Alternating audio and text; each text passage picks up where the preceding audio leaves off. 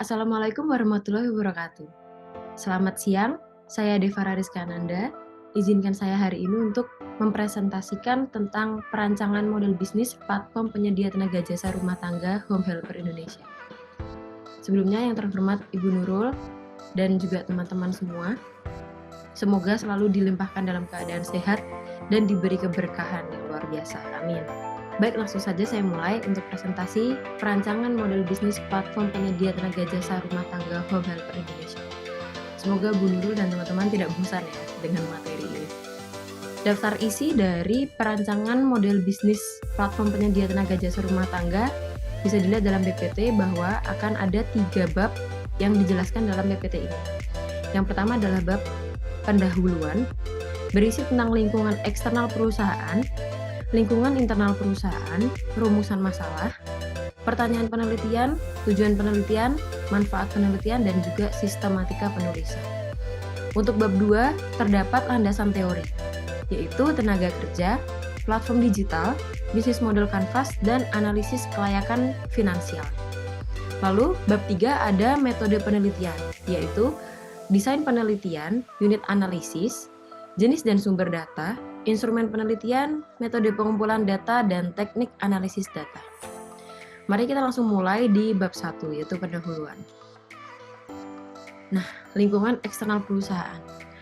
Menurut Badan Pusat Statistik Indonesia, pada tahun 2012 sampai dengan 2035, negara Indonesia itu sedang memasuki masa bonus demografi. Bonus demografi yang dimaksud di sini adalah jumlah penduduk dengan usia produktif sampai dengan 2 kali lebih banyak daripada jumlah penduduk dengan usia anak-anak dan jumlah penduduk dengan usia lansia. Dikutip dari Badan Pusat Statistik tahun 2022. Nah, dikutip dari sensus penduduk 2020 juga, Indonesia memiliki jumlah penduduk yang tercatat sebanyak 270 juta jiwa pada tahun 2020. Keadaan di Indonesia di mana penduduk usia produktif atau penduduk usia kerja, yaitu 15-64 tahun, ini jumlahnya lebih besar dari penduduk usia anak, yaitu di usia 0-14 tahun, dan juga lebih besar dari penduduk usia lansia, yaitu di atas 65 tahun. Kondisi ini juga disebut dengan bonus demografi karena banyaknya tersedia tenaga kerja di Indonesia. Angka ini juga menunjukkan tingginya masyarakat yang bergantung dengan penduduk usia produktif ini, seperti halnya kebutuhan penduduk usia anak maupun penduduk usia lansia yang bergantung dengan penduduk usia produktif dalam setiap kegiatannya.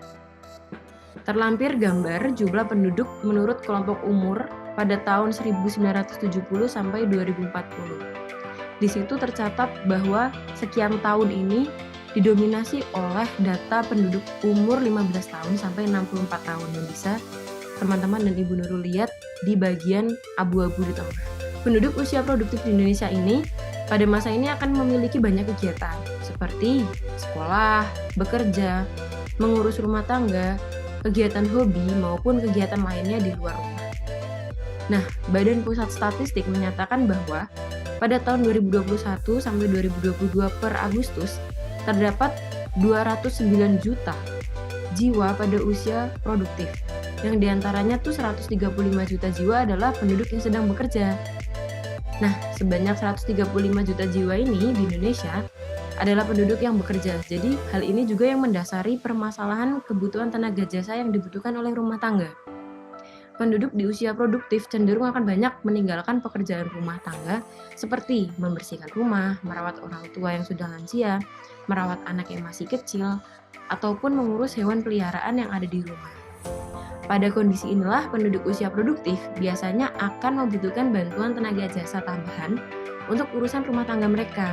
Tenaga jasa yang didapatkan oleh penduduk ini didapatkan dari beragam sumber, mulai dari penyalur tenaga jasa yang dibutuhkan, sampai dengan mencari personal ke daerah yang diinginkan. Di Yogyakarta sendiri, menurut pembantu.com, sedikitnya terdapat 14 perusahaan penyalur tenaga jasa rumah tangga yang sering digunakan oleh penduduk usia produktif di Yogyakarta. Nah, masyarakat yang membutuhkan tenaga jasa rumah tangga ini tentu saja mencarinya tidak hanya melalui penyalur resmi yang terdaftar, namun juga terdapat alternatif lain yang bisa dipilih melalui jalur pribadi, rumah sakit, maupun tenaga yang ada di pet shop untuk urusan hewan peliharaan. Nah, terkadang keadaan seperti inilah yang membuat masyarakat mencari bantuan tenaga jasa rumah tangga itu membutuhkan akses yang mudah untuk mendapatkannya dengan kategori layanan yang sesuai dibutuhkan. Faktor ini jugalah yang menjadi dasar terciptanya ide peluang bisnis yang akan dituangkan dalam penelitian ini. Oke, langsung ke bagian lingkungan internal perusahaan. Home Helper Indonesia adalah website dan aplikasi mobile berbentuk multi-sided platform yang menghubungkan antara klien, yaitu masyarakat yang mencari bantuan tenaga jasa rumah tangga, dengan mitra, tenaga jasa yang menawarkan bantuan tersebut dalam satu pintu. Nah, platform ini akan memudahkan aksesibilitas kedua pihak dalam mencari yang dibutuhkan, khususnya dalam hal tenaga jasa rumah tangga.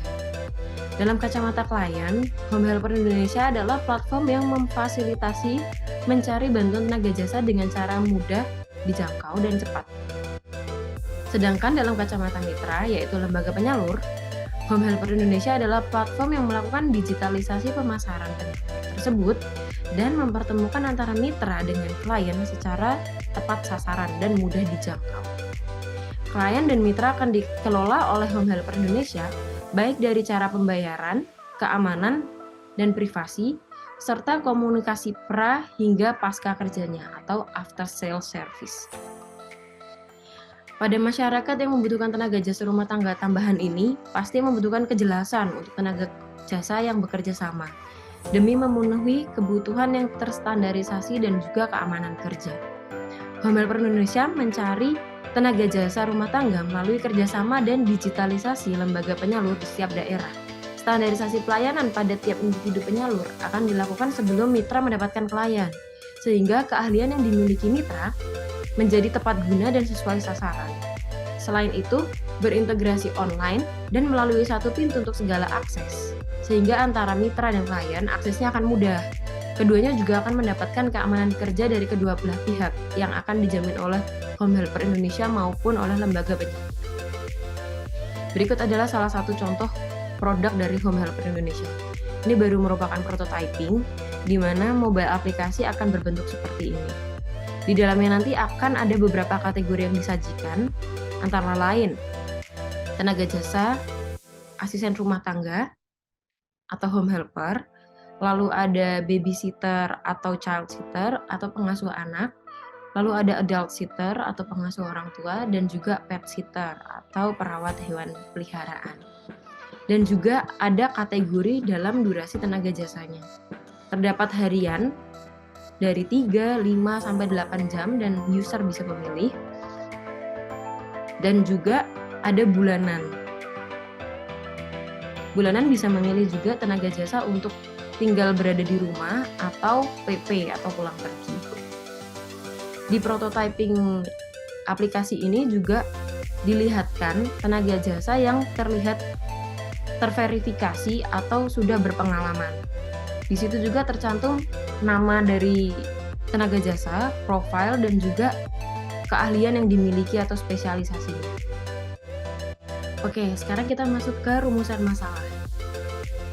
Berdasarkan faktor analisis lingkungan eksternal dan lingkungan internal perusahaan, maka peneliti perlu merancang model bisnis Home Helper Indonesia agar nantinya bisnis dapat berjalan dengan baik dan mampu bersaing di industri sejenis. Serta bisnis yang tercipta mampu menjadi solusi masyarakat Indonesia di bidang tenaga jasa rumah tangga. Pertanyaan penelitian ini berdasarkan rumusan masalah di atas, maka penelitian memiliki pertanyaan penelitian, yaitu yang pertama, bagaimana model bisnis terhadap ide bisnis penyedia tenaga jasa rumah tangga Home Helper Indonesia? Dan yang kedua, bagaimana model bisnis terhadap ide bisnis penyedia tenaga jasa rumah tangga Home Helper Indonesia layak secara finansial? Lalu, ada tujuan penelitian. Berdasarkan pertanyaan penelitian di atas, maka penelitian ini memiliki tujuan penelitian, yaitu 1. Untuk mengidentifikasi model bisnis terhadap ide bisnis penyedia jasa rumah tangga Home Helper Indonesia. Dan yang kedua, untuk mengidentifikasi model bisnis terhadap ide bisnis penyedia tenaga jasa rumah tangga Home Helper Indonesia, layak secara finansial. Lalu manfaat penelitian ini yang pertama bagi perusahaan. Penelitian ini diharapkan mampu dijadikan acuan perusahaan home helper Indonesia untuk menjalankan bisnisnya dan mengidentifikasi berjalannya bisnis melalui model bisnis. Sehingga harapannya perusahaan dapat dijalankan dengan layak dan mampu bertahan dalam persaingan industri yang sejenis. Lalu yang kedua, bagi akademisi dan praktisi, penelitian ini diharapkan mampu digunakan sebagai referensi dan masukan dalam melakukan penelitian lebih mendalam terkait dengan perancangan model bisnis suatu perusahaan, khususnya terhadap perusahaan yang berkaitan dengan penyedia tenaga jasa rumah tangga. Sistematika penulisan dari penelitian ini yang pertama ada bab 1, yaitu pendahuluan, terdiri dari analisis eksternal perusahaan, analisis internal perusahaan, rumusan masalah, pertanyaan penelitian, tujuan penelitian, manfaat penelitian, dan juga sistematika penulisan. Dalam bab 2, landasan teori, bab ini menjelaskan tentang landasan teori yang menjadi dasar-dasar pengetahuan untuk membangun dan merancang model bisnis. Sedangkan dalam bab 3, yaitu metode penelitian, bab ini menjelaskan tentang metode penelitian, yaitu seperti desain penelitian, jenis dan sumber data, metode pengumpulan data, instrumen penelitian, dan juga metode analisis datanya. Kita langsung masuk ke bab 2, yaitu landasan teori. Landasan teori di sini ada beberapa yang akan kita kupas. Yang pertama ada tenaga kerja. Definisi dari tenaga kerja adalah orang yang bekerja atau mengerjakan sesuatu, yaitu mampu melakukan pekerjaan baik di dalam maupun di luar hubungan kerja. Ini menurut Kamus Besar Bahasa Indonesia tahun 2016. Pekerja melakukan suatu kegiatan bekerja yang sesuai dengan kemampuan maupun keahlian masing-masing pribadi untuk menghasilkan sebuah barang atau jasa. Undang-Undang Republik Indonesia Nomor 13 Tahun 2003 juga menyatakan tentang tenaga kerja bahwa penduduk dibagi berdasar dua kelompok, yaitu penduduk tenaga kerja dan bukan tenaga kerja. Penduduk tenaga kerja yaitu 15-65 tahun, sedangkan yang di luar kelompok usia tersebut adalah penduduk bukan tenaga kerja. Jumlah penduduk yang semakin lama semakin meningkat ini menimbulkan efek positif maupun negatif terhadap angkatan tenaga kerja di Indonesia. Tergantung bagaimana peran pertambahan penduduk tersebut dan responnya terhadap kebutuhan tenaga kerja yang ada. Peraturan perundang-undangan tentang ketenagakerjaan rumah tangga belum diatur secara rinci dan khusus tentang pengertiannya.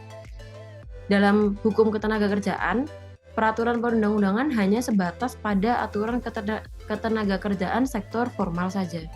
Padahal, pekerja rumah tangga termasuk pekerja yang bernilai dan penting dalam berjalannya rumah tangga, walaupun sifatnya hanya temporer, yang artinya pekerja tersebut bukanlah termasuk bagian mutlak dalam rumah tangga.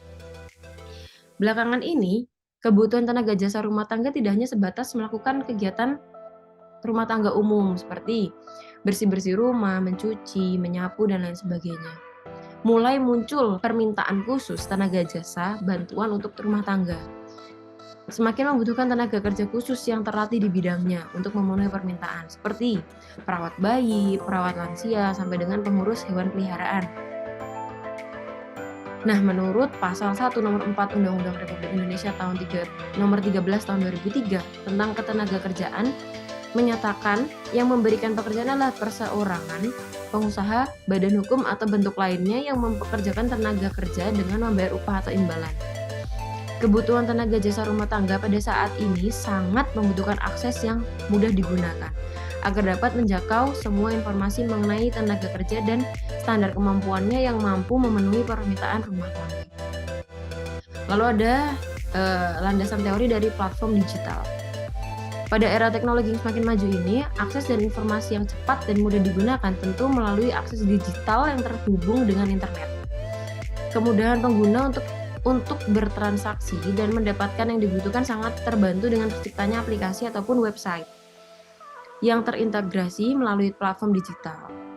Teknopedia tahun 2020 menyatakan bahwa platform adalah sekelompok teknologi yang digunakan sebagai dasar atas aplikasi, proses, atau teknologi yang dikembangkan lainnya.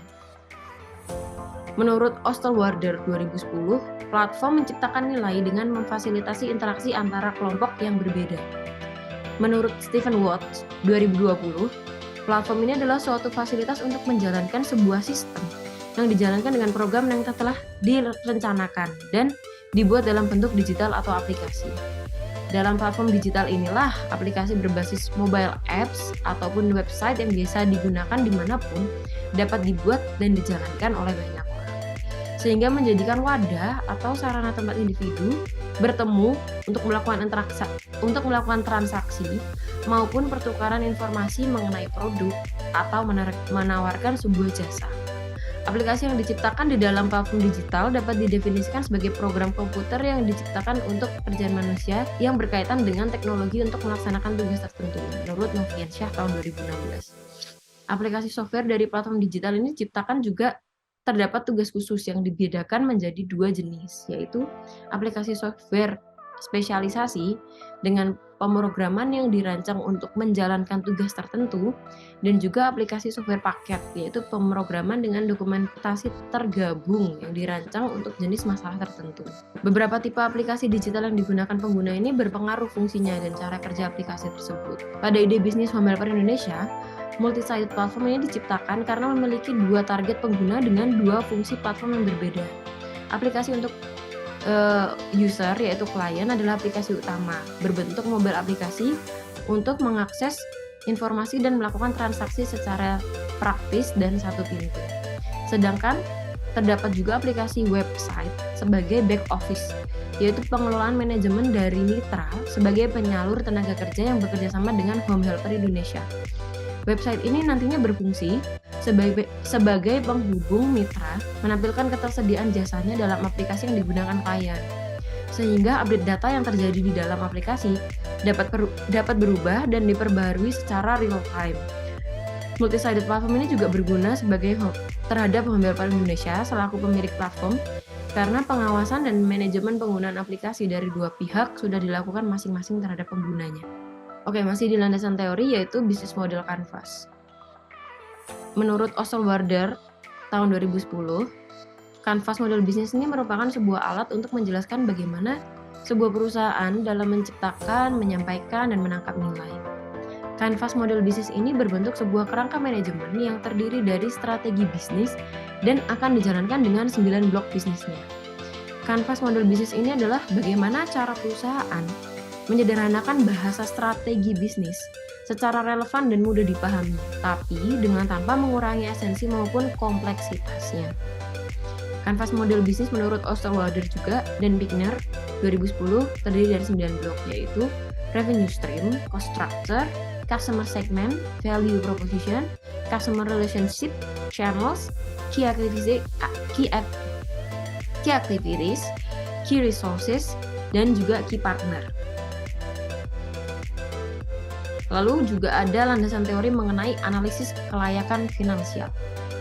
Analisis keuangan itu merupakan suatu analisis yang membandingkan biaya dan manfaat untuk menentukan apakah bisnis ini menguntungkan dan diperhitungkan kemungkinan menanggung kerugian. Analisis finansial ini atau keuangan mengkaji beberapa analisis kelayakan finansial yang digunakan, yaitu yang pertama adalah Net Present Value atau NPV, dan yang kedua Internal Rate of Return atau IRR, dan yang ketiga ada Payback Period atau PP. Lanjut ke bab 3, yaitu adalah metode penelitian. Dalam penelitian ini terdapat desain penelitian. Penelitian perancangan model bisnis Home Helper Indonesia ini menggunakan metode kualitatif yang didukung tambahan data dengan metode kuantitatif. Tujuan menggunakan metode kualitatif adalah mendapatkan sumber data dari berupa pendapat pelaku bisnis yang sudah terjun duluan dalam industri tenaga jasa rumah tangga mengenai rancangan model bisnis Home Helper Indonesia, serta sumber data juga berupa harapan dan kebutuhan calon konsumen dari Home Helper Indonesia. Selain itu juga, penelitian ini juga didukung menggunakan metode kuantitatif untuk melakukan analisis kelayakan bisnis secara finansial. Metode ini diharapkan mampu menghasilkan rancangan model bisnis yang komprehensif, baik dari segi model bisnis maupun analisis kelayakan finansialnya. Lalu yang kedua ada unit analisis. Penelitian ini membahas tentang perancangan model bisnis Home Helper Indonesia, sehingga diharapkan mampu menjadi platform digital dalam bentuk aplikasi dan website yang memudahkan penggunanya.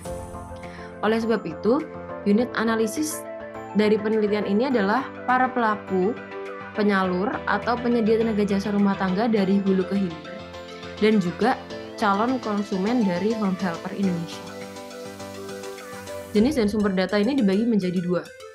Yang pertama adalah data primer, yaitu data yang diperoleh langsung oleh penulis dari sumber pertama dan tanpa adanya interpretasi dari orang lain, menurut Cooper dan Schindler 2014. Data pertama itu diperoleh melalui wawancara mendalam dengan pemilik atau pelaku bisnis penyalur atau penyedia tenaga jasa rumah tangga untuk mengetahui peluang dan pelaku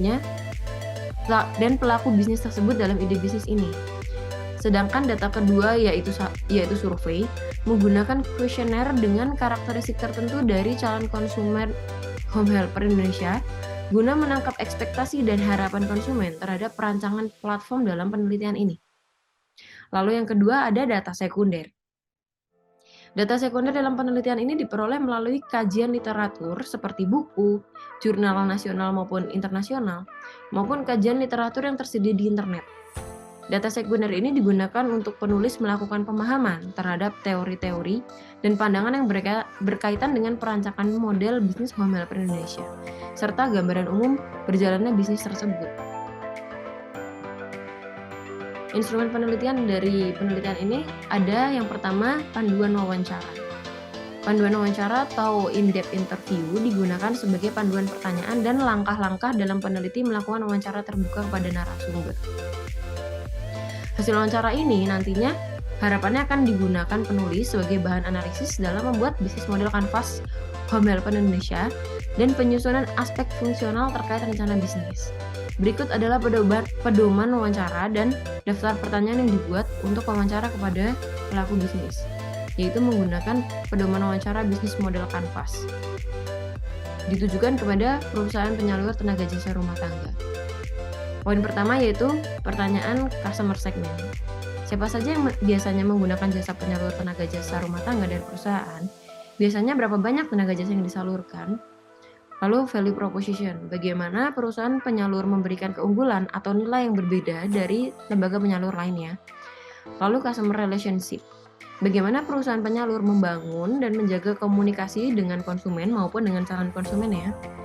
Dan channels, bagaimana melalui apa perusahaan penyalur memperkenalkan produk dan menyampaikan informasi produk kepada konsumennya. Yang terakhir yang kelima ada key activities. Yang pertama, bagaimana perusahaan penyalur mengetahui spesialis dan profil dari tenaga kerja yang mendaftar kepada perusahaan penyalur. Bagaimana cara perusahaan penyalur meningkatkan kualitas tenaga kerja yang disalurkan. Bagaimana sistem kontrak perusahaan penyalur terhadap tenaga kerja dan konsumen pengguna jasa. Adakah aturan khusus dalam kontrak penggunaan jasa? Apa saja yang diajarkan dalam pelatihan perusahaan penyalur? Apakah tenaga kerja melakukan spesialisasi pelatihan atau diberi semua pelatihan bidang tenaga jasa tersebut? Yang keenam, terdapat key resources. Adakah kantor sebagai tempat operasional perusahaan penyalur? Di manakah lokasi kantor tersebut? Terkait tenaga kerja, dari mana sajakah tenaga kerja perusahaan penyalur? Dan usia rentang berapakah yang menjadi tenaga kerja di perusahaan penyalur? Untuk key partner, bagaimana kerjasama perusahaan penyalur dengan dinas ketenagakerjaan? Apakah secara legal perusahaan ini sudah mendapatkan izin dan legalitas yang aman? Bagaimana kerjasama perusahaan penyalur dengan bantuan hukum? Adakah bantuan hukum dari perusahaan penyalur untuk tenaga kerja maupun konsumen yang menghadapi persoalan hukum? Lalu dari revenue stream, berapa harga tenaga jasa dari perusahaan penyalur dalam harian maupun bulanan? Adakah biaya tambahan untuk tiap job desk tambahan? Dan dari mana perusahaan mendapatkan pemasukan untuk membiayai operasional kantor? Yang terakhir ada cost structure, yaitu bagaimana operasional apa saja yang dikeluarkan, biaya operasional apa saja yang dikeluarkan perusahaan penyalur selama proses aktivitas bisnis. Yang kedua, apakah ada pengeluaran tak terduga untuk aktivitas bisnis perusahaan penyalur? Dan yang ketiga, biasanya biaya tak terduga apa saja yang dibutuhkan selama aktivitas bisnis. Selain pedoman wawancara kepada pelaku bisnis, terdapat juga kuesioner. Kuesioner adalah suatu metode pengambilan data yang digunakan pada saat survei untuk mengumpulkan data secara efektif dan efisien menggunakan dasar peta empati. Perolehan data kuesioner dengan cara menyebarluaskan link Google Form untuk mendapatkan responden yang sesuai dengan karakteristik yang diinginkan pada kuesioner ini. Untuk mendapatkan karakteristik yang sesuai, pada Google Form dilakukan screening agar responden tersaring berdasar karakteristiknya. Kuesioner dijawab oleh responden dengan menyatakan menggunakan skala Likert. Sangat setuju, tidak setuju, dan sangat tidak setuju. Berikut adalah pedoman kuesioner dalam pertanyaan kuesioner yang menggunakan dasar empati kepada calon konsumen. Pada peta empati customer pain, pertanyaan kuesionernya adalah, saya membutuhkan platform digital aplikasi yang memudahkan saya menemukan penyedia tenaga jasa rumah tangga yang berpengalaman dengan standar tertentu dan dapat dipilih sesuai kebutuhan. Pada peta empati customer say and do, pertanyaan pertama, saya membutuhkan jasa dengan pilihan durasi harian. Pertanyaan kedua, saya membutuhkan jasa dengan pilihan durasi bulanan. Customer C, saya membutuhkan profil yang jelas mengenai orang-orang yang akan bekerja di rumah saya dengan standarisasi pelayanan yang dimiliki. Customer Think, saya membutuhkan profil yang jelas mengenai orang yang akan bekerja di rumah saya demi keamanan. Customer Do, saya membutuhkan tenaga kerja yang menetap di rumah atau apartemen secara bersama. Customer Hear, yang pertama, harga tenaga jasa harian mulai dari sebesar 35.000 per jam adalah harga wajar.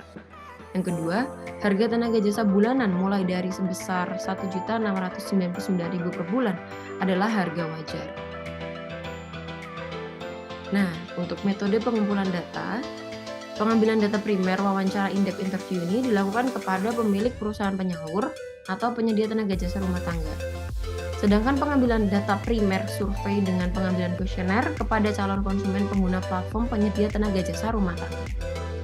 Pengumpulan data sekunder dilakukan dengan mengutip kajian literatur dari berbagai sumber yang relevan. Berikut adalah aktivitas dalam pengumpulan data perancangan model bisnis Home Helper Indonesia. Yang pertama adalah wawancara, in-depth interview. Dalam penelitian ini, wawancara menggunakan metode bertemu dan tatap muka langsung, sehingga tanya jawab terbuka terhadap narasumber. Wawancara dilakukan dengan metode semi-structured, yaitu sebuah wawancara yang tetap mengikuti alur pertanyaan yang disusun tetapi tidak kaku dan mengikuti alur berjalannya obrolan wawancara. Hal ini dilakukan agar tetap mendapatkan data sesuai tujuan yang penulis targetkan. Narasumber wawancara adalah pelaku usaha penyalur atau penyedia tenaga jasa rumah tangga, dan profil narasumber bisa berupa pemilik atau owner, manajer, maupun pihak yang memiliki wewenang tinggi dalam perusahaan yang dituju. Yang kedua adalah survei. Survei dilakukan dengan menyebarluaskan kuesioner pada responden melalui Google Form. Teknik penyebaran kuesioner adalah dengan purposive sampling, yaitu digunakan untuk memilih responden sesuai dengan karakteristik yang sudah ditetapkan.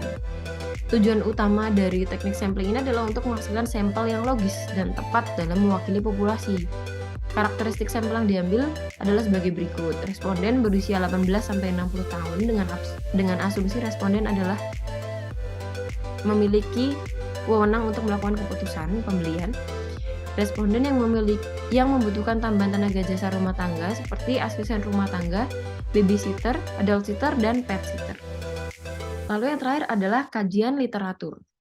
Pengambilan data sekunder diperoleh melalui kajian literatur seperti buku, jurnal nasional maupun internasional, dan juga kajian literatur yang tersedia di internet.